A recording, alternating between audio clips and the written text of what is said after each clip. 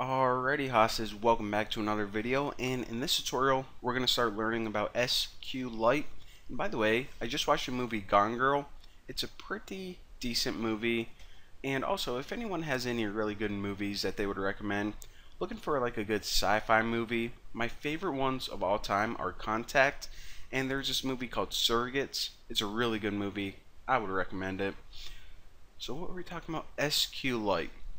So what this is a way to save information on your phone. So if you ever had like a computer game and you wanted to save the high scores, or maybe you're making like a checklist app and you wanted the user to be able to turn off their phone, then turn back on and have all that stuff saved for them, well then this is a tutorial for you. So before we get started, forewarning, you do need to know SQL, or at least the basics of it. If you don't, then go watch my tutorial. It's called My SQL Databases. If you go to my website, click Video and Tutorials, My SQL Databases, and it'll teach you the basics of SQL. So, with that being said, let's go ahead and get started. What I did in this video is I made a brand new project, blank activity. We just got those two default files right now. And I'm going to drink some Powerade, actually. Flavor is that? Lemon lime. Not bad. Alright, so let's go ahead and delete this text view. And again, this example is just going to be for creating a really basic database. It's actually just a file that you can save stuff to.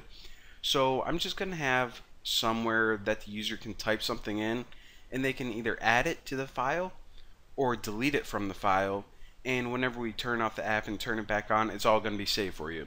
So pretty simple example, so let's go ahead and get started. So again, the first thing is just a plain text. Drag that somewhere in the top middle. And that's really tiny right now, so change the width to like 300 dp, and change the ID of this as well. And I'll just put like Bucky's input. So this is where the user is going to be typing stuff in. And let's add two buttons right there, and let's add another one right there. So this first one is going to be if they want to add something to the file, then they're going to type it in and click this button. So let's change the text on it so they know what's going on. We'll say add, simple enough, and let's give it an ID of add button.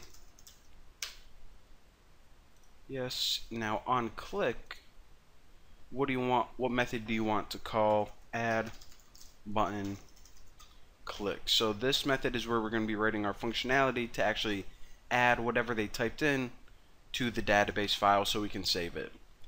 So that looks pretty good. Now let's do the same for this button. So let's change the text first. Just change it to delete. So whenever they click this, it's going to delete one of those items. We'll say that this is, I don't know, just storing different items, whatever they type in. And on click, we'll just write like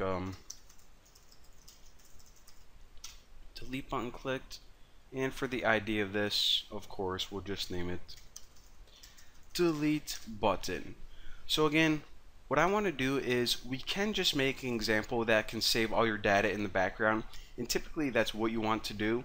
However, just so we can see what's going on in real time, I'm going to drag a large text in the drop middle of the screen right there, and I'm going to change the ID of this to Bucky's text.